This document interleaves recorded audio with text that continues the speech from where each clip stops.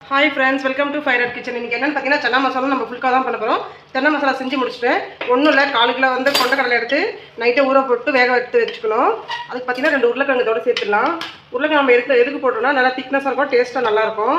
வெறும் சன்னா செஞ்சால் கொஞ்சம் தண்ணியாக லிக்விட் மாதிரி இருக்கும், அதுக்காக நம்ம டேஸ்ட் இது சூப்பராக இருக்கும். அதனால 2த்தையும் போட்டு வேக போட்டு எடுத்துகிட்டு 1 ஸ்பூன் இஞ்சி பூண்டு பேஸ்ட் எடுத்து வச்சுக்கணும். ஒரு வெங்காயம், ஒரு தக்காளி நல்லா வதங்கினதுக்கப்புறம் 1 ஸ்பூன் இஞ்சி பூண்டு பேஸ்ட் போட்டுட்டு நம்ம இதை வேக வச்சு வச்சிருக்கோம் இல்லையா, அந்த உருளைக்கிழங்கும் அந்த கொண்டக்கடலையும் அதோட சேர்த்துடலாம். சேர்த்துட்டு வேறு எந்த மசாலாவும் நம்ம சேர்க்க வேண்டாம். ஒன்றும் இல்லை, வெறும் மிளகாத்தூள் ஒரு 1/2 ஸ்பூன், அந்த வீட்டிலே அரைக்கிற மசாலா. வெறும் மிளகாத்தூள் 1/2 ஸ்பூன், மஞ்சத்தூள் 1/4 டீஸ்பூன், குழம்பு மிளகாத்தூள் 1 டீஸ்பூன், அவ்வளோதான் போட்டிருக்கேன். இப்போ ரெடி ஆகிடுச்சு. இப்போ நம்ம ஃபுல்கா அதுக்கு மாவு பசங்க வச்சுருக்கோம். இப்போ ஃபுல்கா மட்டும் தான் போடணும்.